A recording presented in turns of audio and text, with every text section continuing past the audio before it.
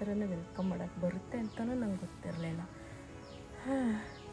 ಈ ಥರ ವಾಚ್ಮ್ಯಾನ್ ಆಗ್ತೀನಿ ಅನ್ನೋದು ನನಗೆ ಗೊತ್ತಿರಲಿಲ್ಲ ಗೈಸ್. ತೋರಿಸು ನಿನಗೆ ಅಲ್ಲೇ ಮಾಡಕ್ಕೆ ನಾನು ಸುತ್ತುತ್ತೆ ಅಂತ ಬಂದಿದ್ದು ಯಾಕೆ ಇಷ್ಟ ಅಯ್ಯೋ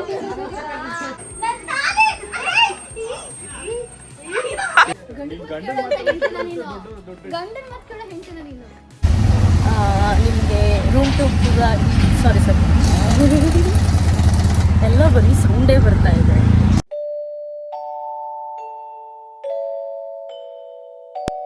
welcome back to my dear lovely beauties. Already ನಿಮಗೆ ಗೊತ್ತಿರುತ್ತೆ ಇದು ಕಂಟಿನ್ಯೂಷನ್ ವ್ಲಾಗ್ ಅಂತ.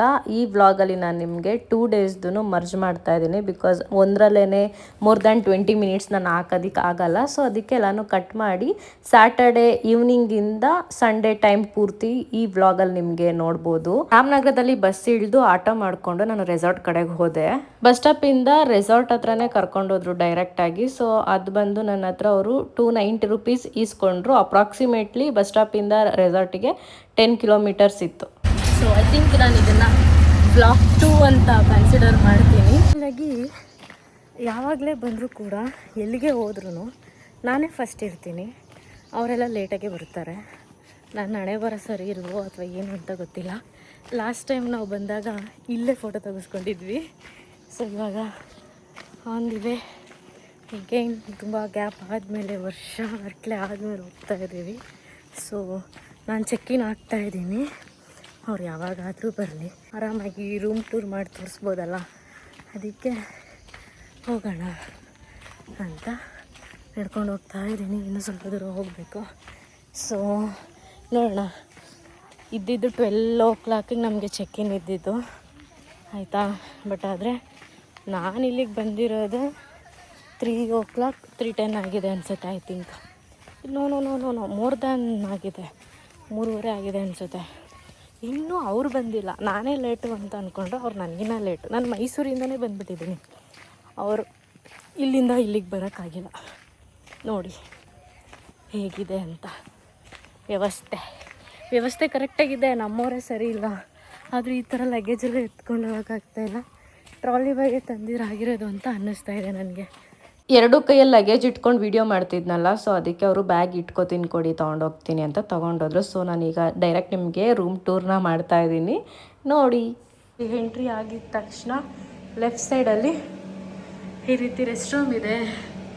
ಸೊ ರೆಸ್ಟ್ ರೂಮ್ ಈ ರೀತಿ ಇದೆ. ಇಲ್ಲಿ ಹ್ಯಾಂಡ್ ವಾಶ್ ಡೌನ್ ಮಿರರ್ ಎಲ್ಲ ಕೊಟ್ಟಿದ್ದಾರೆ. ಸೊ ವೆಟ್ ಏರಿಯಾ ಮತ್ತು 2 ಸಪ್ರೇಟಾಗಿ ಮಾಡಿದ್ದಾರೆ. ದೆನ್ ಇಲ್ಲೊಂದು ಸ್ಮಾಲಾಗಿ ನಾವು ಕೂತ್ಕೊಳ್ಳೋದಕ್ಕೆ ಈ ರೀತಿ ಇಟ್ಟಿದ್ದಾರೆ. ಆ್ಯಂಡ್ ನಾವು ಬ್ಯಾಗಿಗೆ ಇಟ್ಕೊಳ್ಳೋಕೆ ಈ ರೀತಿ ಇದೆ. ದೆನ್ ಫುಲ್ ಇದು ನಮ್ಮದೇ ಏರಿಯಾ ಇವಾಗ ನಾಳೆವರೆಗೂ ಈ ರೀತಿ ಇದೆ. ಸೊ ಇದು ಬೆಡ್ ಆ್ಯಂಡ್ ಇದು ಫುಡ್ಗೆ ಅಂತ ರಿಸರ್ವ್ ಮಾಡಿರೋದು. ಆ್ಯಂಡ್ ಟಿ ವಿ ಏರಿಯಾ, ಅದು ಸ್ಟೋರೇಜ್, ಕಾಫಿ ಏನು ಬೇಕೋ ಅದನ್ನು ಪ್ರಿಪೇರ್ ಮಾಡ್ಕೋಬೋದು. ನನಗೆ ಈ ಥರ ಗ್ಲಾಸ್ಗಳು ತುಂಬ ಇಷ್ಟ ಆಗುತ್ತೆ. ಸೊ ಅವರು ಬರೋವರೆಗೂ ನಾನು ಆರಾಮಾಗಿ ರೆಸ್ಟ್ ಮಾಡ್ತೀನಿ. ಎಲ್ಲದಕ್ಕಿಂತ ಇಂಪಾರ್ಟೆಂಟ್ ನನಗೆ ಈ ರೀತಿ ಮಿರರ್ ಇದ್ರೇ ತುಂಬ ಇಷ್ಟ. ಹೆಂಗೆ ಕಾಣಿಸ್ತಾ ಇದ್ದೀನಿ ಅಂದರೆ ಸೀರಿಯಸ್ಲಿ ಯಪ್ಪ ಫುಲ್ ಟಯರ್ಡ್ ಫೀಲ್ ಆಗಿಬಿಟ್ಟಿದೆ ನನಗಂತೂ ಆಗ್ತಾಯಿಲ್ಲ. ಸೊ ಇವತ್ತಿನ ನನ್ನ ಔಟ್ಫಿಟ್ ಈ ರೀತಿ ಇದೆ. ಆ್ಯಂಡ್ ನೀವು ಆಲ್ರೆಡಿ ತುಂಬ ಇದರಲ್ಲಿ ನೋಡಿರ್ತೀರ. ಬ್ಲೂಟೂತ್ ತೆಗೆದೇ ಇಲ್ಲ, ಬಿಡಿ ಹೋಗಲಿ.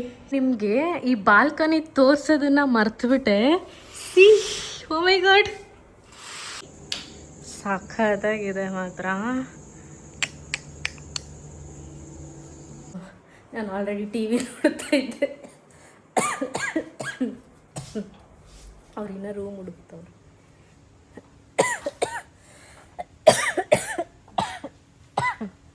ಈ ಥರನೇ ವೆಲ್ಕಮ್ ಮಾಡ್ಬೋದು ಅಂತ ನಾನು ಅಂದ್ಕೊಂಡೇ ಇರಲಿಲ್ಲ. ನನಗೆ ವಾಚ್ಮ್ಯಾನ್ ಆಗ್ತೀನಿ ಅನ್ನೋದು ನನಗೆ ಗೊತ್ತಿರಲಿಲ್ಲ ಗೈಸ್.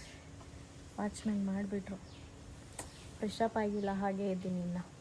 ಅವರು ಬರಲಿ ಅಂತ ನೋಡಿ ಬಂದರು.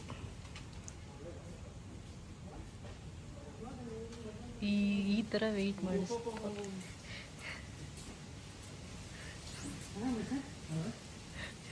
ಏನೋ ಚಿರು ಮದ್ವೆ ಹುಡುಗಂಗೆ ಇಷ್ಟೊಂದು ಹೊಟ್ಟೆ ಬಂದ್ಬಿಟ್ಟೈತೆ.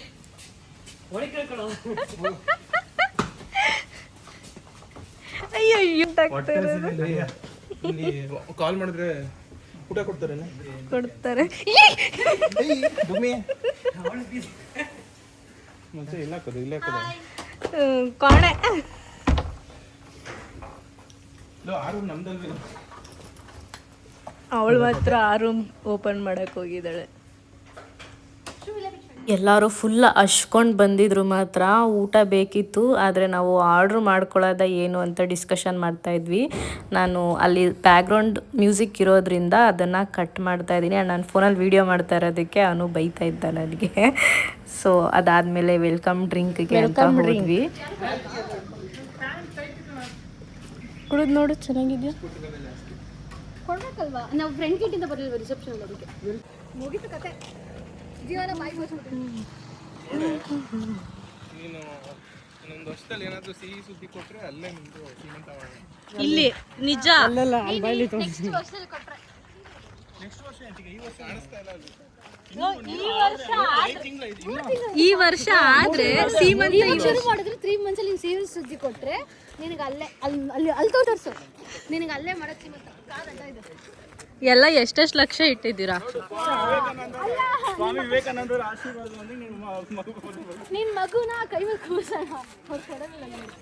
ಅಸೆಂಬಲ್ ಆಗೋ ಅಷ್ಟರಲ್ಲಿ 5 o'clock ಆಗಿತ್ತು. ಸೊ ಸ್ನ್ಯಾಕ್ಸ್ ತಿನ್ಕೊಂಡು ಕಾಫಿ ಟೀ ಎಲ್ಲ ಮುಗಿಸ್ಕೊಂಡು ಮತ್ತೆ ರೂಮ್ಗೆ ಹೋಗಿ ಡ್ರೆಸ್ ಚೇಂಜ್ ಮಾಡಿ ಸ್ವಿಮ್ಮಿಂಗ್ ಪೂಲ್, ರೈನ್ ಡ್ಯಾನ್ಸ್ ಮತ್ತು ಶಟಲ್ ಕಾಕ್ ಈ ಥರ ಎಲ್ಲ ಆಟ ಎಲ್ಲ ನಾನು ಆಡಿಕೊಂಡು ನಾವು ಡಿನ್ನರ್ ಮುಗಿಸ್ಕೊಂಡ್ವಿ. ನಾನು ಜಾಸ್ತಿ ಅದ್ರದ್ದು ಯಾವುದೋ ಕ್ಲಿಪ್ಸ್ನ ಆ್ಯಡ್ ಮಾಡೋಕ್ಕೆ ಹೋಗಲಿಲ್ಲ ನೈಟ್ದು. ಸೊ ಶನಿವಾರ ಈ ರೀತಿ ನಾವು ಎಂಡ್ ಮಾಡಿದ್ವಿ. ಆ್ಯಂಡ್ ಮಾರ್ನಿಂಗ್ ನಾವು ಎದ್ದಿದ್ದೆಲ್ಲರೂ 8 o'clock ಆಗಿತ್ತು. ಆ್ಯಂಡ್ ಇವತ್ತು ಸಂಡೇ ವ್ಲಾಗ್, ಓಕೆನಾ? ನೋಡೋಣ ಇವತ್ತಿನ ದಿನ ಹೇಗೋಗುತ್ತೆ ಅಂತ. ಬೆಳಿಗ್ಗೆ ಎದ್ದಿದ್ದು ಐ ಥಿಂಕ್ ಒಂದು 8:30 ಸಮಥಿಂಗ್ ಆಗಿತ್ತು. ಬೇಗನೆ ಎಚ್ಚರ ಆಯಿತು, ಆದರೆ ಎದ್ದು ಎಲ್ಲ ಈಚೆ ಬಂದಿದ್ದು 8 ಗಂಟೆ 8:15 ಆಗಿತ್ತು. ಸೊ ಡೈರೆಕ್ಟ್ ತಿಂಡಿಗೆ ಬಂದ್ವಿ. ತಿಂಡಿ ಮಾಡಿಕೊಂಡು ಗೇಮ್ಸ್ ಹತ್ರ ಬಂದಿದ್ದೀವಿ. ನಮಗೆ 1 ಗಂಟೆಗೆ ಚೆಕ್ಔಟ್ ಮಾತಾಡಿದ್ದೀವಿ. ಸೊ ಸ್ಪಾ ಇದೆ, ಸೊ ಸ್ಪಾ ಯೂಸ್ ಮಾಡ್ಕೊಳ್ಳೋಣ ಅಂತ ಪೇ ಮಾಡಿದ್ದೀವಿ. ಬಾಯ್ಸ್ ಹೋಗಿದ್ದಾರೆ, ಒಬ್ಬ ಮಾಡಿಸ್ಕೋಬೇಕು. ನಾವು ವಿಚಾರಿಸಿದ್ವಿ ನಾನು ಪವಿ, ಬಟ್ ಆದರೆ ಅವರು ಫ್ರೀ ಇಲ್ವಂತ, ಆಲ್ರೆಡಿ ಎಲ್ಲ ಬುಕ್ ಆಗಿದೆ. 2 o'clock ಮೇಲೆ ಅವೈಲಬಲ್ ಇದ್ದೀವಿ ಅಂದರು. ಅಲ್ಲಿವರೆಗೂ ನಾವಿರಲ್ವಲ್ಲ, ಅದಕ್ಕೆ ಎನಿವೇಸ್ ಓಕೆ ಅಂದ್ಬಿಟ್ಟು ಸುಮ್ಮನಾಗಿ ಗೇಮ್ಸ್ ಆಡ್ತಾ ಇದ್ದೀವಿ. ತಿಂಡಿ ಚೆನ್ನಾಗಿತ್ತು, ನಂಗೆ ಇಷ್ಟ ಆಯಿತು. ಸೊ ಇದು ಯಾವುದೇ ರೀತಿ ಪ್ರಮೋಷನ್ ಅಲ್ಲ, ನಾವು ದುಡ್ಡು ಕೊಟ್ಟು ಬಂದಿದ್ದೇವೆ. ಬ್ಯಾಚುಲರೇಟ್ ಮಾಡಿಲ್ಲ ನಾವಿನ್ನು. ನೋಡೋಣ ಇವತ್ತೇನಾದರೂ ದಬಾಕ್ತೀವ ಅಂತ. ನಾವಿಲ್ಲಿ ಈ ಕಪಲ್ನ ನೋಡಿದ್ವಿ. ಐ ಥಿಂಕ್ ಮದುವೆ ಆಗಿ ಅಟ್ಲೀಸ್ಟ್ 35-40 ಇಯರ್ಸ್ ಆಗಿದೆ ಅನಿಸುತ್ತೆ. ಅವ್ರು ಈಗಲೂ ಕೂಡ ಅಂಕಲ್ ಆಂಟಿ ಫೋಟೋ ತೆಗಿತಾಯಿದ್ರು, ಆಂಟಿ ಅಂಕಲ್ ಫೋಟೋ ತೆಗಿತಾಯಿದ್ರು. ಆ್ಯಂಡ್ ಆಲ್ಸೋ ಅವರಿಬ್ಬರು ಫೋಟೋ ತಗೋತಾಯಿದ್ರು. ಅದು ನೋಡಿ ಖುಷಿ ಆಯಿತು. ರಿಲೇಷನ್ಶಿಪ್ ಗೋಲ್ಸ್ ಅಂದರೆ ಈ ರೀತಿ ಇರಬೇಕು. 2 ಮೊಟ್ಟೆ, ಆಮೇಲೆ ಫ್ರೂಟ್ಸು, ಇಡ್ಲಿ, ವಡೆ. ನೀರು ಕುಡಿಬೇಕು ಅಂತ ಅನಿಸ್ತೈತೆ. ಇಲ್ಲಿಂದ ಇದೆಯಲ್ಲ ಅಷ್ಟೊಂದು ನೀರು, ಹೋಗಿ ಕುಡಿ.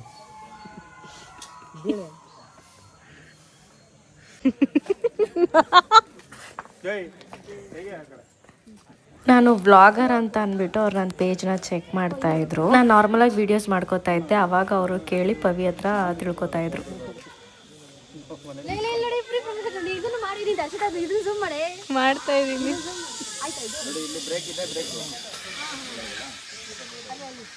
ನೋಡೋಣ, ಫಸ್ಟ್ ಟೈಮ್ ಜಿಪ್ ಲೈನ್ಗೆ ಹೋಗ್ತಾ ಇರೋದು, ಹೇಗಿರುತ್ತೆ ಅಂತ ನೋಡೋಣ.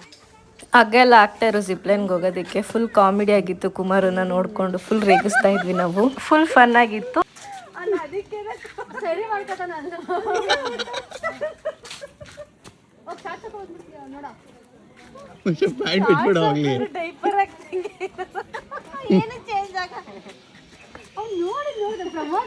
ಅವನನ್ನು ರೇಗಿಸ್ಕೊಂಡು ಹಂಗೆ ನಡ್ಕೊಂಡು ಬೆಟ್ಟ ಥರ ಇದೆ, ಅಲ್ಲಿ ಹತ್ತಬೇಕಾಗಿತ್ತು. ಸೊ ಅಲ್ಲಿ ಹತ್ತೋ ಅಷ್ಟರಲ್ಲೇ ಸುಸ್ತಾಗ್ಬಿಟ್ಟಿತ್ತು. ಅಷ್ಟರಲ್ಲಿ ಅವನು ಆಲ್ರೆಡಿ ಒಂದ್ಸಲ ಹೋಗಿ ಬಂದೇ ಬಿಟ್ಟ. ನೆಕ್ಸ್ಟ್ ಇವಾಗ ನನ್ನ ಟ್ರಿಪ್ಪು. ಮೇಲ್ಗಡೆ ಹೋದ್ಮೇಲೆ ಕೈ ಕಾಲೆಲ್ಲ ನಡ್ಗಕ್ಕೆ ಸ್ಟಾರ್ಟ್ ಆಗಿಬಿಡ್ತು. ನಾನು ಹೋಗಲ್ಲ ಅಂತ ಕೂತಿದ್ದೆ, ಪ್ರಮೋದ ತಳ್ಬಿಟ್ಟ.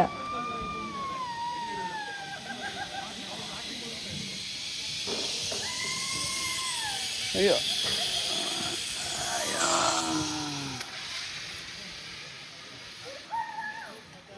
ಆ ಬ್ರೇಕ್ ಆಗ್ತಾಗಂತೂ ಫುಲ್ ಒಂಥರ ಗರ ಬಡ್ದಂಗಳಂಗೆ ಆಗೋಯ್ತು ನನಗೆ. ಫುಲ್ ಶಾಕ್ ಆಗೋಯ್ತು. ಅವ್ರು ಹೇಳಿದರು, ಬಟ್ ಆದರೆ ನನ್ನ ಕಾನ್ಷಿಯಸಲ್ಲಿ ಅದು ಇಲ್ಲವೇ ಇಲ್ಲ, ಆ ಬ್ರೇಕ್ ಇರುತ್ತೆ ಅನ್ನೋದು. ರಪ್ ಅಂತ ಹೊಡಿತು ಮಾತ್ರ, ಸರಿಯಾಗಿ ಬಿತ್ತು ಏಟು.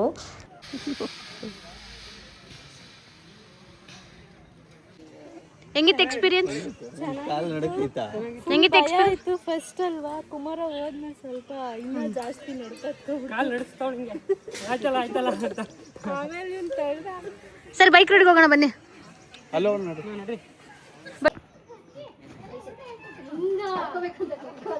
ಓಕೆ ಹರ್ಷಿತಾ, ನೋ 360 ಕಣ. ಹರ್ಷಿತಾ ಇಲ್ಲಿ ನೋಡಿಲಿ, ಬಿಫೋರ್ ಆಫ್ಟರ್. ಹರ್ಷಿತಾ ಏ ಪವಿತ್ರ ಇಲ್ಲಿ ನೋಡಿಲಿ, ಬಿಫೋರ್ ಆಫ್ಟರ್.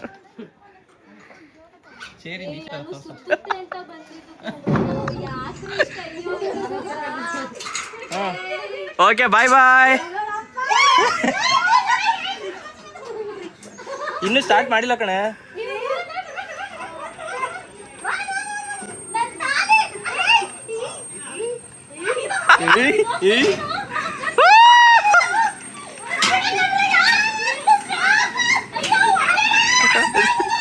ಚೈನ್ ಹಿಡ್ಕೊಳೆ,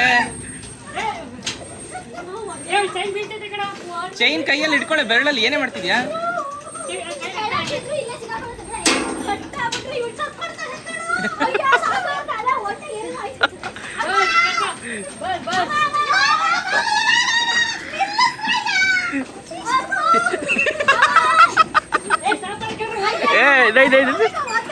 ए साफ करो, काफी है.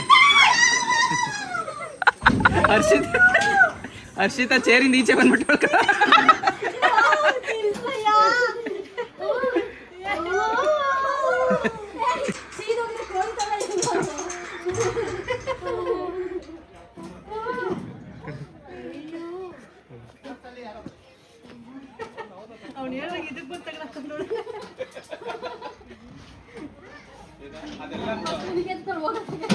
ಚೇರಿ ನೀಚೆ ಬಂದ್ಬಿಟ್ಟು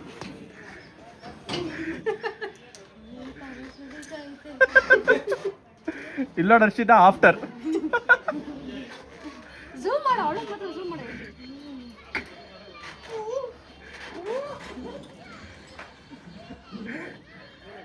ಕಾಲ್ಗಿಲೆಲ್ಲ ಎತ್ಬಿಟ್ಟು ಗುಂಡಿ ಮೇಲ್ಗಡೆ ಬಂದ್ಬಿಡುತ್ತೆ ಚೇರಿಂದ. ಸರಿ ಇಳಿರಿ.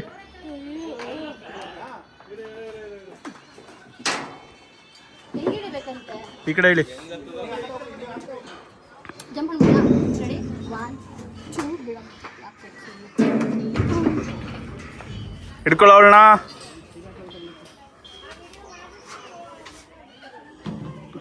ಫೈನಲಿ ಎಲ್ಲ ಗೇಮ್ಸು ಆಡಿಕೊಂಡು ನಾವು ರೂಮ್ ಚೆಕ್ಔಟ್ನ ಸ್ವಲ್ಪ ಲೇಟಾಗಿ ಮಾಡಿದ್ವಿ. 2 o'clock ಆಗಿತ್ತು ನಾವು ಚೆಕ್ಔಟ್ ಮಾಡಿ ಈಚೆ ಬರೋ ಅಷ್ಟರಲ್ಲಿ. ಬಿಕಾಸ್ ನಾವು ಚೆಕ್-ಇನ್ ಆಗಿದ್ದು ಲೇಟ್ ಆಗಿತ್ತಲ್ಲ.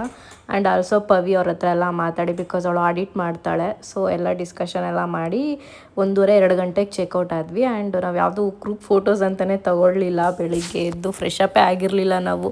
ಡೈರೆಕ್ಟ್ ಬ್ರಷ್ ಮಾಡ್ಕೊಂಡು ತಿಂಡಿಗೆ ಬಂದುಬಿಟ್ಟಿದ್ವಲ್ಲ. ಸೊ ಹಾಗೆ ಎಲ್ಲ ಒಂದು ಗ್ರೂಪ್ ಫೋಟೋ ತೊಗೊಳ್ಳೋಣ, ಮತ್ತು ನಾವೆಲ್ಲ ಬಂದಿದ್ದೆ ಗ್ರೂಮ್ ಟು ಬಿ ಮಾಡಬೇಕು ಅಂತ. ಅದನ್ನ ಬಿಟ್ಟು ಬೇರೆ ಎಲ್ಲ ಕೆಲಸನೂ ಮಾಡ್ತಾ ಇದ್ವಿ. ಸೊ ಹಾಗೆ ಒಂದಷ್ಟು ವಿಡಿಯೋಸ್ ಮಾಡೋದಕ್ಕೆ ಕ್ಲಿಪ್ಸ್ನ ತೊಗೊಂಡ್ವಿ. ಫುಲ್ ಫನ್ ಆಗಿತ್ತು. ಫೋಟೋ ತೆಗಿ ಇವಾಗ 5 seconds ಫೋಟೋ. ಚೆನ್ನಾಗೇ ಬಂದಿರುತ್ತೆ.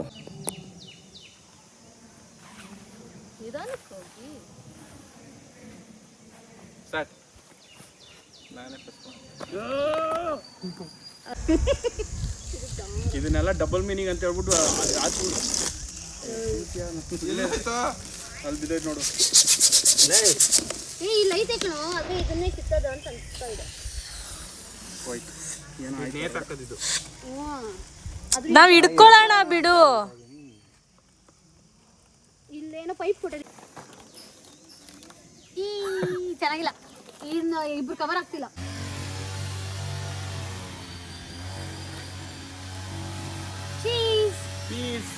ನನಗೆ ಸೂರ್ಯ ಫೋನ್ನ ಇಲ್ಲಿ ಬೈ ತಗೊಳ್ಳೋದು. ನಂದೇ ಆನ್ ಆಗೋದು, ನನಗೆ ಈಗಲೇ ಹೇಳ್ತೀನಪ್ಪ ಹಂಗಿದ್ರೆ. ಯಾರಾದ್ರೂ ಮೆಸೇಜ್ ಮಾಡಬೇಕು, ಯಾರಾದ್ರೂ ಕಾಲ್ ಮಾಡಬೇಕು ಅಷ್ಟೇ ಕಣೆ. ನಾರ್ಮಲ್ ನೋಟಿಫಿಕೇಶನ್ ಅಲ್ಲ. ಅಂದ್ರೆ ಒಂದು ಫೋನ್ ಯಾರ್ದು ಬರುತ್ತೆ ಅವ್ರದ್ದು ಟ್ರೀಟ್. ಇವಾಗ ಡೀಲ್ ಸ್ಟಾರ್ಟ್ ಆಗ್ತದೆ. Okay ready? 1 2 3 ಸ್ಟಾರ್ಟ್.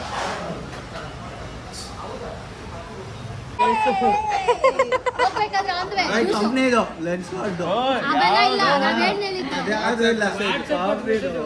ಹೇಳಿದ್ದು ಒಂದು ನೋಟಿಫಿಕೇಶನ್ ವಾಟ್ಸ್ಆಪ್ ವಾಟ್ ಅವರ್ ಯಾರ್ದು ಸ್ಕ್ರೀನ್ ಆನ್ ಆಗುತ್ತೆ ಅವ್ರು ಬಿಲ್ ಪೇ ಮಾಡಬೇಕು ಅಂತ ನಾವೆಲ್ಲ ಮಾತಾಡ್ತಾ ಇದ್ವಿ. ಆ್ಯಂಡ್ ಫುಲ್ ಹೊಟ್ಟೆ ಹಶ್ವಾಗ್ಬಿಟ್ಟಿತ್ತು. ಬಿಕಾಸ್ ಬೆಳಿಗ್ಗೆ ನಾವು ತಿಂಡಿ ಮಾಡಿದ್ದು, ಅದಾದಮೇಲೆ ಏನೂ ತಿಂದಿರಲಿಲ್ಲ. ನಾವು ರಾಮನಗರ ಬಸ್ ಸ್ಟಾಪಿಗೆ ನಾವು ರೀಚ್ ಆಗೋಷ್ಟರಲ್ಲೇ 3 ಮೇಲಾಗ್ಬಿಟ್ಟಿತ್ತು. ಸೊ ಅಲ್ಲಿ ಬಂದು 1/2 hour ವೆಯ್ಟ್ ಮಾಡಿದ್ದೀವಿ ಊಟಕ್ಕೆ. ಎಲ್ಲ ನಾನ್ ವೆಜ್ ತೊಗೊಂಡ್ರು. ನಾನು ಪನ್ನೀರ್ ಫ್ರೈಡ್ ರೈಸ್ ತೊಗೊಂಡು ಬಸ್ ಹತ್ಕೊಂಡು ನಾನು ಮೈಸೂರು ಕಡೆಗೆ ಬಂದೆ. ಮೈಸೂರಿಗೆ ಬಂದ ಮೇಲೆ ಅಪ್ಪಿ ಕೊಲಂಬೇಶಿಯ ಮಡಿಕಲ್ ಹಾಸ್ಪಿಟಲ್ ಹತ್ರ ವೆಯ್ಟ್ ಮಾಡ್ತಾಯಿದ್ದ. ಅವನು ಅದೇ ಟೈಮ್ಗೆ ಊರಿಂದ ಬಂದ. ಹಂಗೆ ನಾವು ತರಕಾರಿ ಎಲ್ಲ ತೊಗೋಬೇಕಾಗಿತ್ತು. ಸ್ವಲ್ಪ ಏನೂ ಇರಲಿಲ್ಲ ತರಕಾರಿ. ಅದಕ್ಕೆ ಅಂದ್ಬಿಟ್ಟು ತರಕಾರಿ ಎಲ್ಲ ತೊಗೊಂಡು ನಾನು ಅಡುಗೆ ಮಾಡ್ಕೊಳ್ಳೋದಕ್ಕೆ ಸ್ಟಾರ್ಟ್ ಮಾಡ್ಕೊಂಬಿಟ್ಟೆ. ಸಮ್ಟೈಮ್ಸ್ ನನಗೆ ಏನು ಫೀಲ್ ಆಗುತ್ತೆ ಅಂತಂದರೆ, ಈಗ ಮದುವೆ ಆದಮೇಲೆ ಹೆಂಗೆ ಇದ್ದರೂ ಏನೇ ಮಾಡಿದ್ರೂ ಕೂಡ ನಮ್ಮ ರೆಸ್ಪಾನ್ಸಿಬಿಲಿಟಿ ಮನೆ ಕೆಲಸದ್ದು ಎಲ್ಲನೂ ಹೆಂಗದು ತಲೆಗೆ ಬಂದ್ಬಿಡುತ್ತೆ ಅಂದರೆ, ಕೆಲವೊಂದು ಟೈಮ್ ಅದು ಹಿಟ್ ಆಗುತ್ತೆ ಇವೆಲ್ಲ ಬೇಕಿತ್ತಾ ಅಂತ. ಅದೆಲ್ರಿಗೂ ಆಗುತ್ತೆ ಅಂತ ನಾನು ಹೇಳಕ್ಕೆ ಹೋಗಲ್ಲ. ಬಟ್ ನನಗಂತೂ ತುಂಬ ಸಲ ಕೆಲವೊಂದು ಟೈಮ್ ಆಗ್ತಿದೆ. ಬಟ್ ಬಿಕಾಸ್ ನಾನು ಮದುವೆಗೂ ಮುಂಚೆ ಈ ರೀತಿ ಇರಲಿಲ್ಲ. ನಾನು ಎಲ್ಲಾದರೂ ಹೋಗಿ ಬಂದರೆ ಆರಾಮಾಗಿ ರೆಸ್ಟ್ ಮಾಡ್ತಾಯಿದ್ದೆ. ಬಟ್ ಇವಾಗ ಹಾಗಲ್ಲ.